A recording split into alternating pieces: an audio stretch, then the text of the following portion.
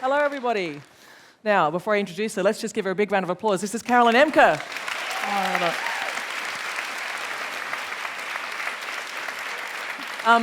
It's so great to see you all here this afternoon. How have you been enjoying your All About Women Festival? Yeah, it's been great, hasn't it? It's been amazing. So my name's Fenella Kernebone. It's a deep privilege to be able to be here and to interview and moderate this conversation with Carolin Emcke, who is the author of this book, which if you haven't read it, I do recommend that you do. It's become a very good friend of mine over the last couple of weeks as I've been reading it.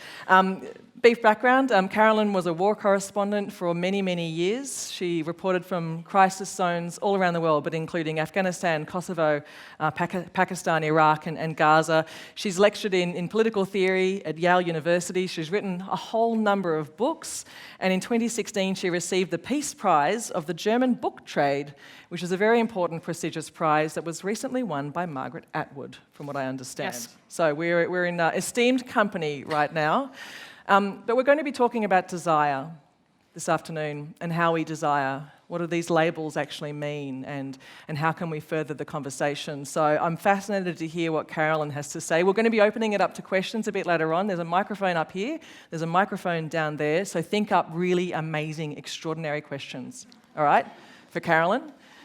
And then we'll ask them, and then we'll see what she has to say, because I promise you it's going to be a fantastic conversation. So Carolin's going to talk for a little while, and then we will continue with our conversation afterwards. So once again, would you please welcome the one and only Carolin Emcke.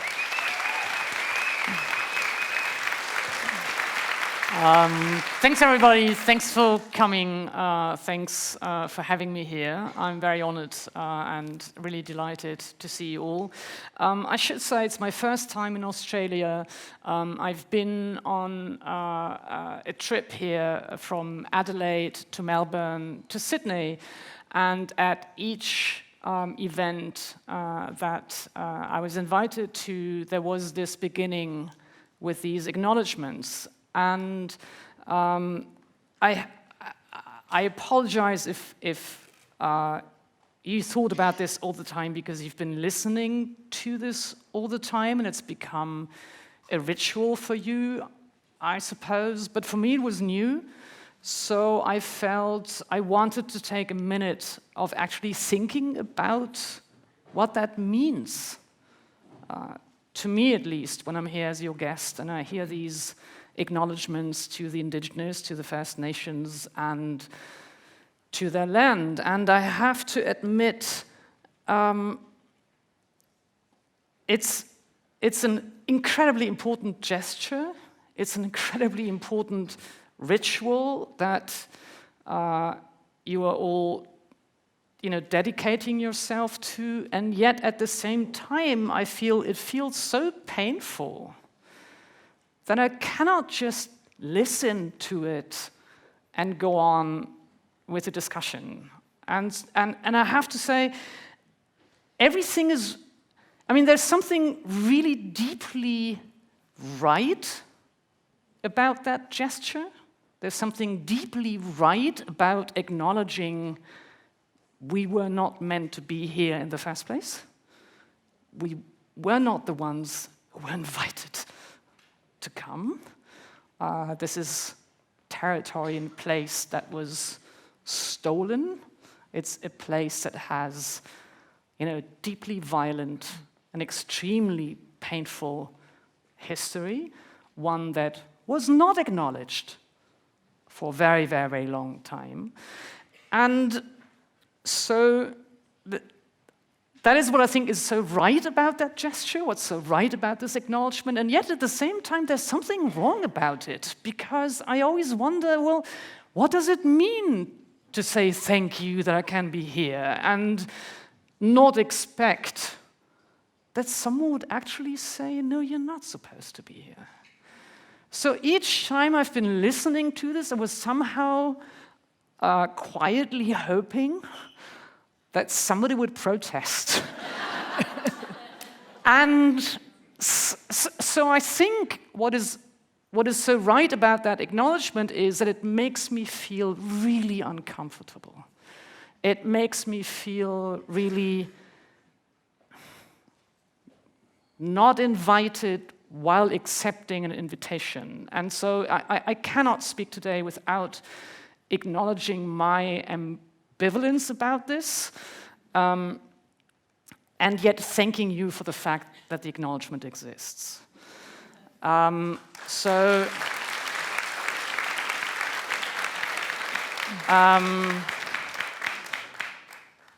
if there was someone here who would like to protest that we're standing here, I would certainly understand.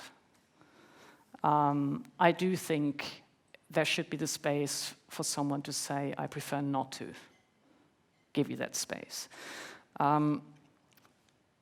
Being in that space, I very much hope that I can, that I won't fail in acknowledging the tradition of storytelling that comes with that First Nation.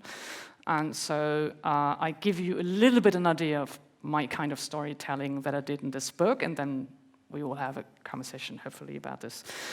So the book is the book that I would have liked to have as a teenager. I grew up in Germany, in the north of Germany, in the 70s and 80s, and there literally weren't any books, there weren't any films, there wasn't any vocabulary even, there weren't any images for queer desire. When I grew up, I knew homosexuals existed. I mean, but it was like a very, very rare species that lived somewhere in the desert, and you can read about it, in a natural history book. It's just you never ever meet one. And so that was the kind of, knowledge somehow that was conveyed about homosexuality when I grew up.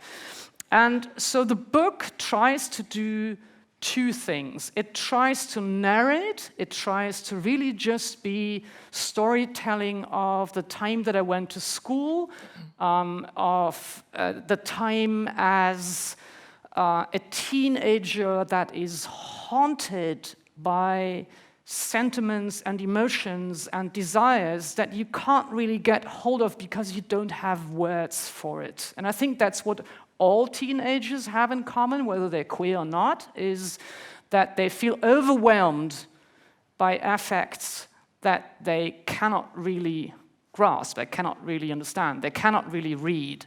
And I think one of the biggest misunderstandings about desire and about affects is that it's always suggested that we just have them and then it's clear what they are. Whereas we might have them and not at all know what they are. We might be overwhelmed by a certain kind of desires without really understanding what it's all about. And so what I try in this book, I try to give accounts, stories, examples, thick descriptions of these I thought horrible years at high school as a teenager, about all these rituals that mark you as, properly female or properly male, as properly belonging to the right group in class or not belonging. All these rituals of exclusion and inclusion that I think we all experienced at school. So I describe them, and I describe my own extremely slow understanding of my own queer desire. And at the same time, the book is an essay. The book tries to analyze in which sense we all as humans need scripts. We need role models, we need vocabulary, we need images, in order to develop fantasies, in order to develop an understanding of who we want to be. And so the book is an essay, in this sort of a political essay, because it describes how difficult it is for people who belong to minority, in the sense that in society, all the scripts, all the images, all the words for the self-understanding of that minority are being repressed, are silenced, are tabooed, are excluded, or even worse, are criminalized. And so it's both at the same time. The book switches between one and the other. It's storytelling and it's trying to explain what desire is about and what scripts are about. Having said that, I think we just start talking about it. Excellent. Round of applause.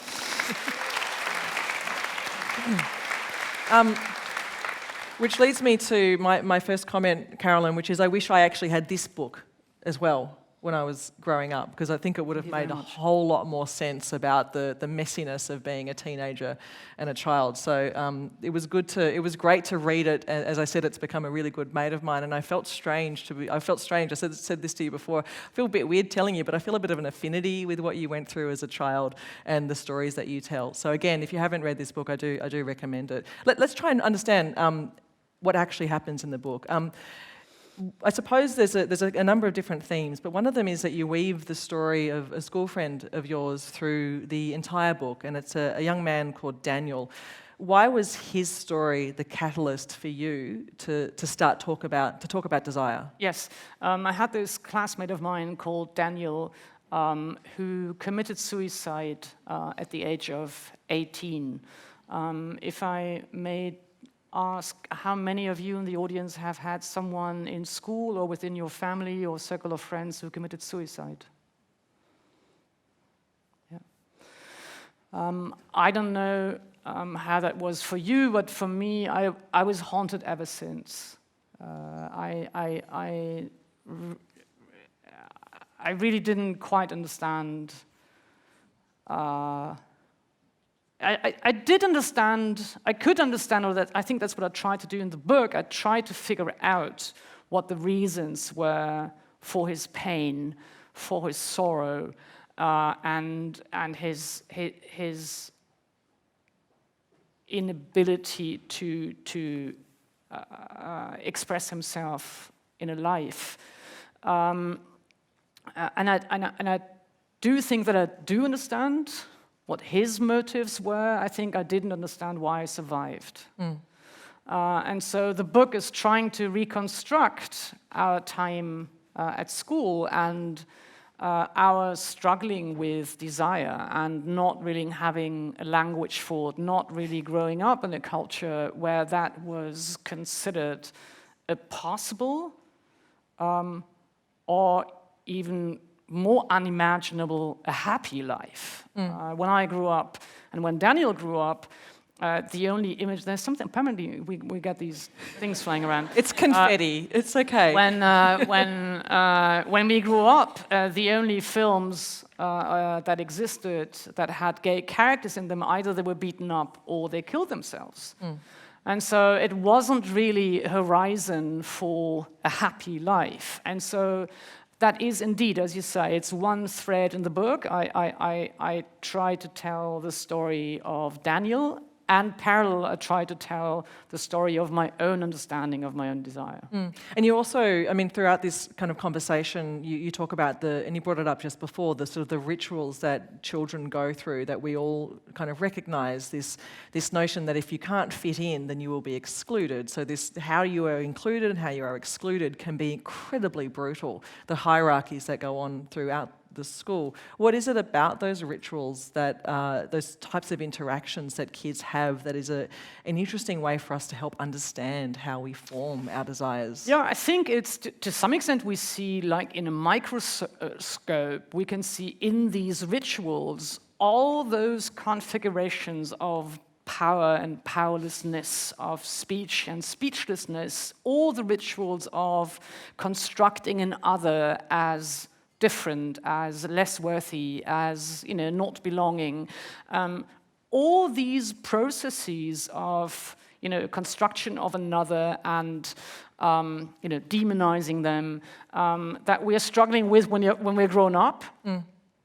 We see them already, as I say, as if under a microscope. And I think what's so scary about these rituals of these games of initiation of inclusion and exclusion is that at the time when they're happening, when you're so young, you don't really understand the markers. You don't really understand, all the questions of class, of race, of religion, all these codes and norms that are sort of at that age almost unconsciously reproduced, I think are so scary because you don't really have the terms yet or for analyzing what's happening, and yet they do shape you sometimes for the rest of your lives. There's a particular incident in the book where there keeps to be this confetti coming from the ceiling, so it's making this a happy conversation at the same time. It's weirding me out. But there's this moment in the book, though, when there's a young guy that's being tormented and a teacher actually joins in as well. And you talk about this moment that, although you didn't step in, that you would never not step in again. That speechlessness that you talked about before, that the responsibility that potentially that you couldn't mark at that time, as you were saying. Yeah, no, I think speechlessness is actually a theme that I think runs through my entire professional life, or that's something that I write about, and every single book that I write about has something to do with speechlessness. And there's all kinds of speechlessness in this book. One, indeed, has to do with the age, with a particular phase of puberty, of not really yet having the vocabulary or the understanding. The other one has to do with ideology, with the political framing, with the political and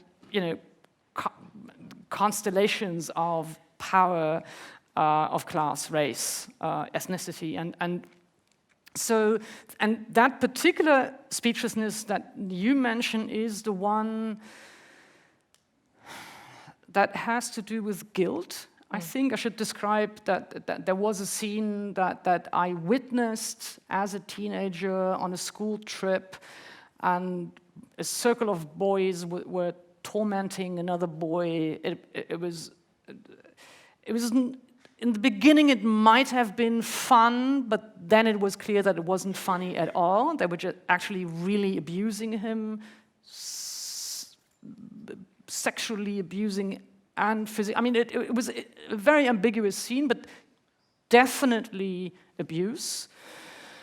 And everybody was cheering, and everybody was standing around and clapping and applauding. And I saw it, and I was appalled, absolutely appalled by it. But I didn't do anything about it. And it was funny it wasn't funny, but when I started writing the book, I don't know how that is for the other writers here in the audience, but when you start writing a book, you know there is something that you don't want to write about, but you think you have to write about it. And this was the scene that I feared most, because I did not want to think again in the position of the girl that did not stop this scene from happening. I walked away, but I didn't say anything at the moment, and I definitely didn't intervene. And I think it was, what was so painful about it was my own failure. I mean, my complete failure of not acting on it.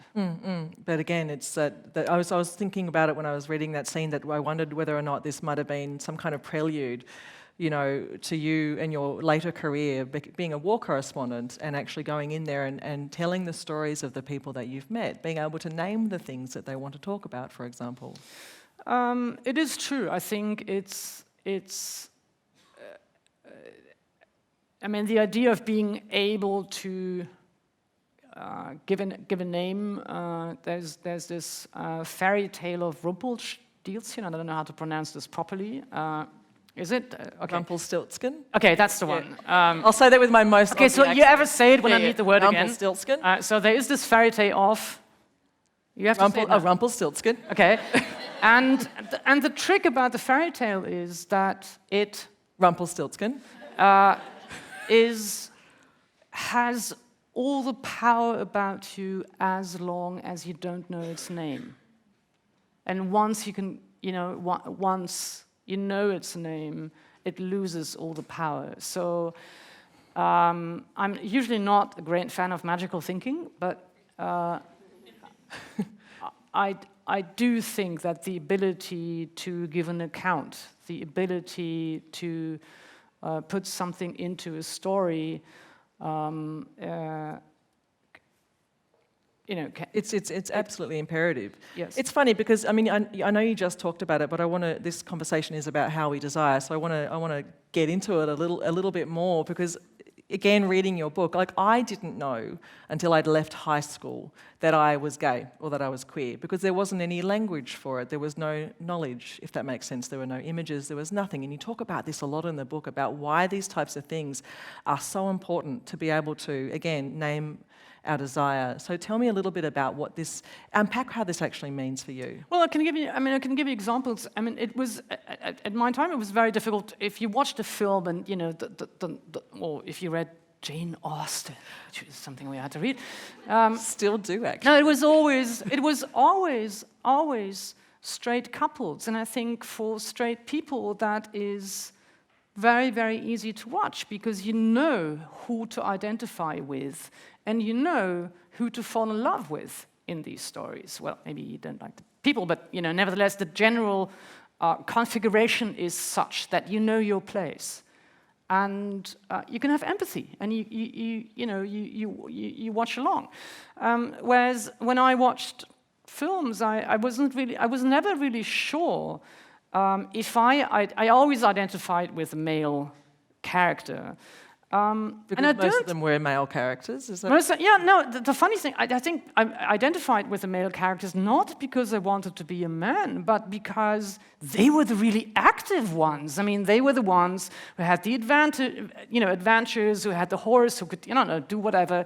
And so I think if you wanted to identify with someone who could do something, someone who was free in the sense of being able to, transgress boundaries and live an interesting life, you identified with a male character, and just by coincidence, that meant that you would fall in love with a female heroine. So I think it's really underestimated what that does to you. And I remember I was recently watching, some stupid American crime series, and it was the first time that I saw a character on television that I really totally identified with. And she wasn't gay. It wasn't about a figure being gay, but it was about a figure being so, complex and real at the same time that I could identify with. So I think for me, it was to listen to classical music.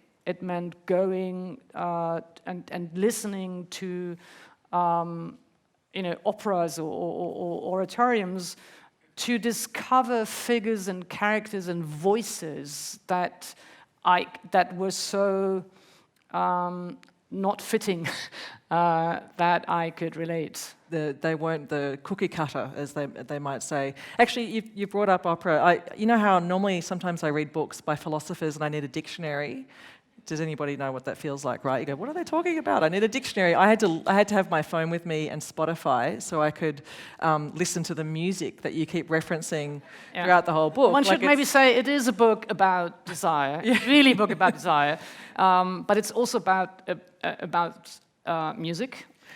And it was, for me, what was key about writing a book about gay desire was that if I write a book about desire, if I write something that I felt I would have needed as a teenager and didn't have, then I really want to write about all my queer and nerdish desires, and classical music is one of them. So even though I know that many, many people in the LGBTIQ community find it absolutely absurd that someone would write about classical music, you can skip those pages, but you should still read it. The thing is that it's not a fully musical theoretical text or anything like that, but the parallels between the understanding, the conversation about desire, and the way that music is structured, classical music, for example, is really interesting. Well, for me, what was interesting, may I? Of course. Okay, I love speaking about music. Actually your show. I love. I'm just sitting here. I think the first time that I really learned about normativity, about what norms are, what sort of motifs or themes are that structure an entire space, was in music. And it was beautiful to learn that within music lessons instead of learning it on the street or learning it by laws that discriminate you. And so what I learned about from classical music was that, yes, there are norms, yes, there are motifs that structure the beginning of a composition or a musical piece, but there are variations to the norms, and they're as important as the norm is. And so for me, everything really that I learned about respect for myself was from studying music. So it's not just about the joy and the love for hearing music, it's also about that. And you may read the book like you did and listening to the music. Well, but it's really also understanding how this whole sort of how the norms and codes that permanently structure all of our desires and understanding of ourselves, whether straight or not straight, how they can be subverted, how they can be deconstructed, how they can be ridiculed also to some extent. Because the funny thing about norms is that the norm always suggests that the majority of people adhere to the norm or belong to the norm, whereas actually that's not really the case. There's many, many more people who don't fit into the norm than the norm claims. And so I try to combine the book, these two desires. Let's talk about that. What are then those norms and those codes that are restricting us? Because let's face it, we're put into boxes from a very early age. You are a girl, you are a boy, you will marry a man, you will marry a woman. This is going to be your life. And if you detract from those particular norms, it can be a funny old world for you as well. So what are some of those norms? And then what is it that we can do to allow our desire to live and breathe in a different kind of way? Well, look, I mean, I only have to be in Australia for 10 days and watch television to figure out what the norms of masculinity are. Oh, tell us. I mean, you know, I know this is being streamed, so I can't use the words that I would like to use now, but boy. No, of course. I mean, I think it's so in this ideology of masculinity, of femininity, of class, of race, and the intersectionality of all these is so inbuilt. It's sort of penetrating not just laws and legislations and the setup of our parliaments, the way we're being sort of paid or employed, but evidently it also runs through our bodies. I think it generates a certain self-understanding of what we find attractive, of what we find exciting, of who we find exciting. So I think in our very bodies, in our very gestures, in our practices, it's filled with codes and norms that hierarchize and prioritize certain kinds of masculinities, certain kinds of embodiments of what a good citizen is supposed to look like. We can't say that there's a space where there's no vacuum. Let's put it that way. It's also, I mean, it's interesting because the thing that you point out really clearly throughout the book is this way that we're being brought up. For example, during sex education or whatever it's called, is that it's a very, this is how it goes, this is how it goes, this is how it all works, and there's no other way of kind of expressing yourself, and that you're going to be stuck in a particular category for the rest of your life. That there's not I wasn't even a category. I didn't even exist. No. I don't know how sex education is here in Australia, but in Germany I was pulled out very, very, very mechanical. Yes. And the only thing it's about reproduction. It's about how not to get pregnant. That was the only aim of the sex education that we had. I think it's still the same here. Am I wrong or right? Yeah? Yeah. And, evidently, gay or queer desire didn't exist, trans people didn't exist. Let's forget the tiny little detail that everybody in the school book was white. I mean, the idea of diversity and sex education, that really was too much. So that didn't exist. But we all laugh about this, but I think at the age, it's really scary. It's absolutely scary. And I think... Suhaila said that earlier today. I think we have to, when we have the discussion on Me Too, when we have the discussion on rape, when we have the discussion on sexual violence, we really also need to have the discussion on sexuality, on desire, on the ambiguity of, all these kinds of potential communications that we are having when we engage with another. And I think what's so tragic to some extent about sexual education is that it's so politically instrumentalized, at least in Germany. I don't know how this is here, by deeply political. The right radical movements, by the right-wing populists, by the evangelical movement. There's a whole ideology and a campaign that tries to suppress the conversation on desire and on sexuality. And I think it's really damaging. It's also pathologizing. It tries to suggest that it's the LGBTIQ community that would somehow steal infancy away from children by talking about sexuality. Because queer desire is always politicized. It seems to be anyway, whereas heterosexual desire perhaps less so, or something. No, I think that the funny fear about this is that they seem to think if kids hear about the existence of queer desire, that they would immediately become gay. That's what happened to me. I saw an article and I was in. Yeah, but like what's really funny is I only had straight books and it didn't have that effect.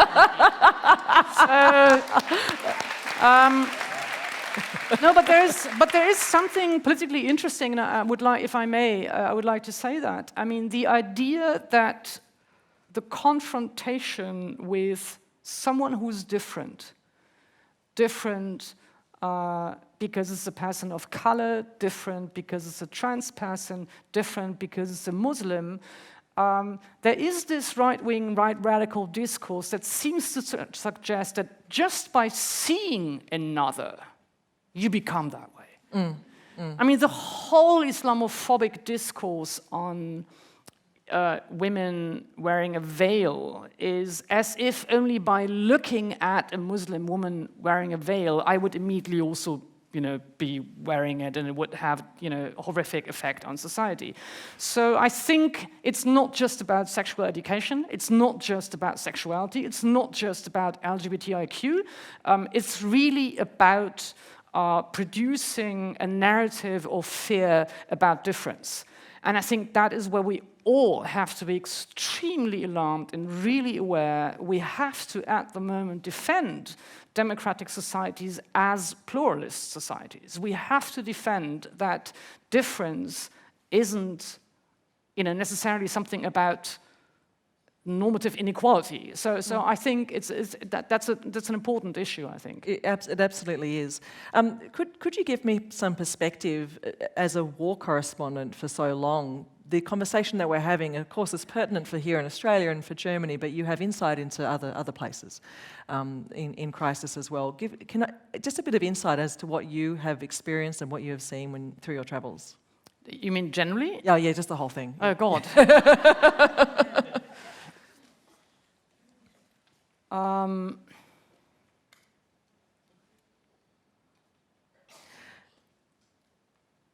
For example... I think I would have... when my father passed away, it was the first dead body that I saw that wasn't mutilated. So if you ask me the question like, has it meant as a war reporter is, I don't know, it's very, very difficult. It's very difficult to explain, and it would end the cheery kind of, conversation we're having. Maybe I could answer by saying what I learned from it. Yes. Very often people say you have to be obsessed with violence, or you have to be cynical, or violence has to give you a kick if you do that kind of job. And I would always say that's such a bizarre understanding of what traveling to regions of crisis and speaking to traumatized people is all about. And it's not that you get used to it. You can't.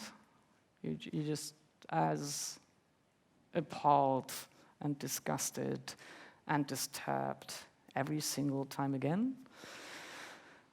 And I think what I learned and what was, I think, also important for my writing was that wherever you go, the people that you meet, they've never, ever in my entire life asked me for direct practical help. They never asked me to give them money or to give them food or to take them with me in my car. But they over and over again asked me, will you write this down? So to give an account, to reaffirm somewhat their humanity that has been denied because they were being raped, because they were tortured, because they were deported, because they were shot at. It seems such an existential experience to be denied one's subjectivity, to be denied one's individuality, that if somebody comes and just listens, and I could possibly even be a really bad writer, just the fact that I sit down and listen, I think, is something that includes them back again into universal we. And I think that for me was probably the most important lesson that I learned. Thank you. This book was published in 2013. What year is it now? 19. 1918. It's 2019 now? Oh my God! So it was only translated into English just last year. There are so many conversations throughout this book that we haven't got time to get into today. But I mean, so much has changed. The conversation about gay marriage in Germany, that's changed. IVF, for example, has changed. So tell me what has changed for you? Yeah, I think on one hand, probably if I would write the book again now, I wouldn't write a totally different book, but I think I mean, even the vocabulary has changed. So when I wrote the book, I didn't use the word queer in German. And so I think each generation, searches for forms of distinguishing themselves from the previous generation. So they look for new words and they look for new claims to identity. So I think probably people who would read it now would say, what kind of language is she? Or how old is she? So I think there's aspects to it that I would write differently. But then politically, so much has changed. Because at the moment, I know we're all about women and we're supposed to be very optimistic and empowering each other. And yet, I think, internationally, we are living through an extremely complicated phase. We have a number of governments and regimes and heads of state with an utterly chauvinistic, authoritarian, racist ideology and agenda. We have a number of governments that are explicitly on an anti-enlightenment, anti-modern. When they say anti-modern, very often they either mean anti-Jewish or they mean anti-gay. agenda. We have Putin in Russia. We have Bolsonaro in Brazil now. We have, Erdogan in Turkey. We have Trump in the US. So I do think between the time when I wrote the book, 2012, I wrote the book, and now, at least my entire understanding of the public sphere within Europe and within many other parts of the world has totally changed. There's an open, proud racism out there. There's a form of shamelessness about sexism. Maybe about, I don't know if sexism would yes, I think there's still this shamelessness about sexism. But so I do think there is an exhibitionism of cold-heartedness, in particular on the social web, but also elsewhere, that at the time when I wrote the book, I would have never, ever thought that people would be able to speak the way they speak nowadays in Europe. And you're seeing this on the streets today. This is happening for you as well. It's happening. Yes, it's happening. And, look, if you are sort of a queer intellectual, that's that's not really the best properties to have in the face of right radical movements. They have a very, very homophobic agenda, and they're anti-intellectual. By the way, with very intellectual writers on the right themselves, so there's a paradox about that. But I would say at least I'm hated for something I do. No, I seriously think that's a privilege. Many, many, many other people are just hated and rejected and criminalized, for their skin color, or So it is about my writing, and it's about expressing my desire that I get these, letters and threats and all that. And I was, but that's not, I'm not very special in that. It happens to many, many, many people at the moment in Europe, and so that's not something particular about me. I bet you have questions. I'm assuming you do. So if you'd like to ask some questions, we've got a microphone just up here on the top, and there's another one just here. So if you wanted to ask a question, feel free to ask Carolin and stand up and go crazy. But while you're going out, let's just give Carolin a round of applause, because she's amazing. Thank you.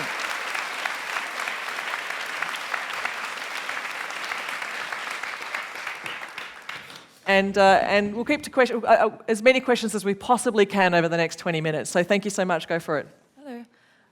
Thank you so much for being so honest and real. It's extremely refreshing. I think I wanted to ask more about labels. I think a lot of people in the queer community really struggle with, are we meant to label ourselves? Is it okay not to when we represent ourselves, maybe in a more, hidden manner? Obviously, some communities don't appreciate queer people, so it's kind of how do you go about the world of everyone wanting to put you in a box and label you? How do you kind of navigate a world as a young person or an older person with the labels that exist? How do you work around labels? Thanks very much. It's a difficult question to answer, and on one hand, I would say I can't really recommend something on general terms, because as you rightfully said, there are contexts where it's extremely difficult to be open about one's own desire.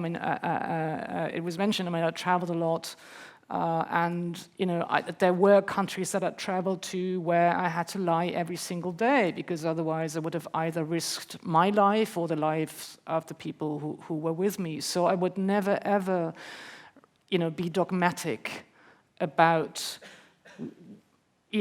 how to describe yourself, how open to be, how articulate to be about what, your own desire.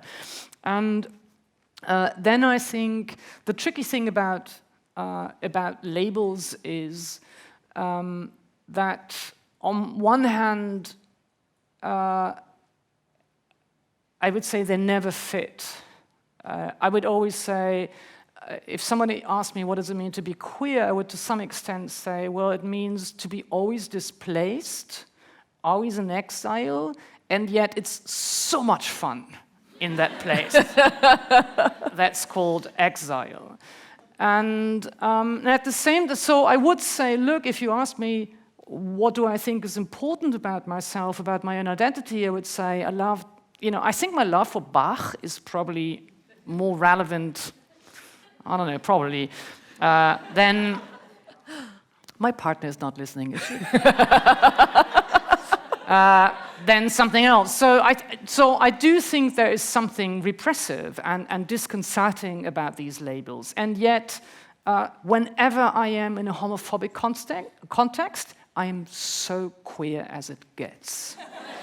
Because evidently, it is a political question. I mean, there are contexts when you can say, this is just me as a, complex individual with all my desires, or all my curiosities, or all my interests or passions. And then there are contexts where it doesn't matter to the others. So that's a social category. It's not an individual category anymore. And so in that sense, I do accept the labels. I take the labels. I make them my own. And I try to argue with them, and arguing with them against a certain kind of usage of that label. I don't know. Does that help, or does it? Okay. Thank you. Perfect. Thank you. We haven't got a question up the top here. If you have a question, please do go to the microphones. Thank you so much down here. Thank you. Hello. My question is about desire itself. How do we account for it? Where does it come from, queer or otherwise? And to what extent can we see it as intersecting with other forms of social construction?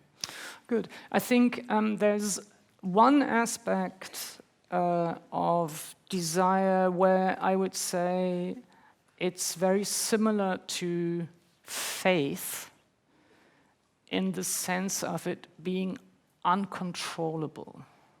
I cannot choose to believe in God, and I cannot choose not to believe in God. It's something I can't control. And I would say something similar about desire, that there is something about it that is not mine to decide. Sometimes that's exactly why we suffer so much, because we desire someone who doesn't desire us, or we can't stop desiring someone.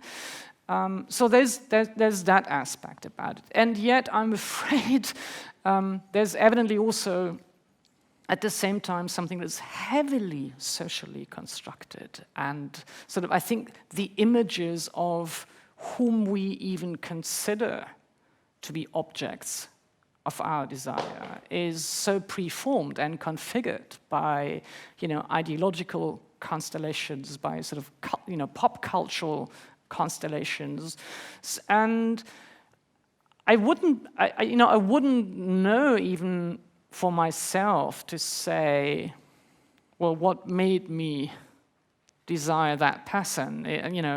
How much impact does my class have, my whiteness have? So I think it's extremely difficult for oneself to reconstruct or analyze where a certain desire came from in relation to these formative forces of ideology, of religion, and of class and race. Excellent. Any other questions? Well, don't feel shy while I continue to ask another question if you're going up to the microphone. Don't be shy. So, I wanted to actually ask about marriage, because in Australia we were granted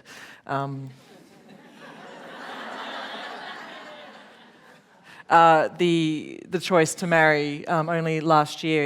I don't know if you've heard much about the debate that went on. There was a sort of a global national postal vote where everybody got to say yes or no, and it was something that was for many people within the gay LGBTQ community were really found really depressing, very hard to cope with as well. And I wondered if I could get some perspective from you on that, because to me it's about, and you made some interesting films actually about this very topic, about tolerance, this idea that we were going to be allowed to marry, that we were going to be tolerated as well. Can I get your perspective? Yes, on this? I'm highly skeptical about the term tolerance and the practice. It's always asymmetrical. It always implies that someone is generous enough, to tolerate something that otherwise would be responded to with aversion. So I don't want to be tolerated. And what I think is highly, evidently I wasn't here, I didn't experience the discourse on gay marriage here in Australia, but it seems highly ambiguous to me that others are allowed to decide whether I can get married. I think that's the beauty of living in a liberal secular society, if it were a liberal secular society, is that they are plural in the sense of I don't have to like how you live your life. I just have to accept the fact that there are people who are different in their desires or in their faiths or in how they go about their lives. And so what I find slightly disturbing about this thought of having a national discourse on my life. Now, evidently, I could also argue I don't see at all the point why the state should grant the right to marriage at all. I mean, I could question what interest is it to the state to promote the institution of marriage. I would understand that a state might have an interest in supporting children, meaning with tax legislations and in all the legality that at the moment is bestowed on the institution of marriage. I would question that. I would say it seems to make much more sense to me to say any household that has children, whatever kind of household that is, then gets support and but I don't really see why the state should have any interest in bestowing these rights on the institution of marriage. Having said that, I would say, of course, as long as it is that way, I want gays also to be able to get married. Now, we also finally got it, and Parliament voted on it last year, I think last year, and I should say our Chancellor Angela Merkel voted against it. Yes, you said before that you could see the red card going into the no box. Yes, visibly. Right? I mean, nobody knew how the various MPs would decide, but you could watch it live on television, so you could see who had a green card and who had a red one, and we were all totally stunned to see Angela Merkel with a red card voting, opposing gay marriage. Thank you so much for your question. G'day. Hi. Hi. I'm interested to get your view on how desire changes as we age and what we desire as teenagers changes as we move into our adult and older years. I'd be really keen to get your view on. Thanks very much. That's actually a big part of my book is about that question. It is about that part of the problem of labels also is that that we ourselves then tend to think we could only desire in a certain way and that couldn't change anymore. And as I said earlier, I was extremely slow in desiring women. Until I was 25, I only had relationships with men and then with women. And so I have the experience already of, of a transformation of that desire, or of a different understanding of the desire, maybe. I would never. I think I would never be able to say it could never happen in my life that desire would change again. I always say jokingly, Brad Pitt. Come on, I don't know about Brad Pitt. That's a joke. That's a joke, please. But it was very interesting when I published the book in Germany. I somehow expected that only women or queers of my generation would respond to the book. I thought I had written a book for sort of a niche audience. And I was very surprised to receive letters and letters and letters and letters from people who were much older than I was, and who basically thought with my book about their own upbringing, about the culture and the ideology and the political context in which their desire was shaped. And it was extremely moving. It was like a history of sexuality of my society, because different people from different ages, also straight people, wrote to me. So I do think that just as our understanding of ourselves changes, just as our bodies change, our ability, at least in my case, I would also say our ability to be more precise about what I really want, and daring to say it, I think that in itself was a big change for me. And for example, I'm 50-something now, and I do not fancy being 30 again. And I don't know, no, but I mean, and it has to do with, I can't say it better. I would say it has to do with understanding in more precise ways how I want to articulate myself, or how I want to articulate my own desire. And that for me is already something that's a very big change in the way I experience desire. And I think that is something that is not that often talked about, because I think there's a certain misconception of desire as if it would either, as if one could fix it in a certain way, or keep it under, under control. And the other one is, I think, the idea that you could get older and the desire could get better. I don't think that's presented in popular culture very often. Yeah. Thank you. Thank you. And we've got time for one more question up the top here. Thank you. Hi. Is there a defining characteristic to who you desire?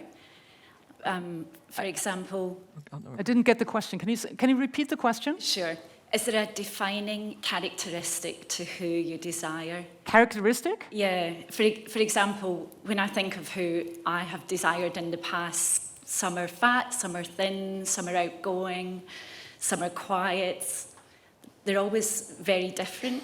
And I wonder if you've found that throughout life there's a characteristic that you're drawn to, or whether that changes. No, I couldn't say at all. I might have said people mumble, but no, no, I couldn't tell. The things that... Maybe people who listen to techno music, that wouldn't really work well. It's only because heavy you live metal. in Berlin. No, but no, I couldn't. Certainly. Thank you so much. Can you just talk, just to finish with a bit of music, because the one description in the book that I really loved, which talked about the continuum of desire, which made a lot of sense to me, was when you talked about modulation in music. Mm-hmm. Tell me about that. What does that mean, and how does that work? Okay, how much time do I have? You got 40 seconds. Modulation is a term in classical music that describes musical piece starting in a particular musical key and changing the key over the course of the musical piece.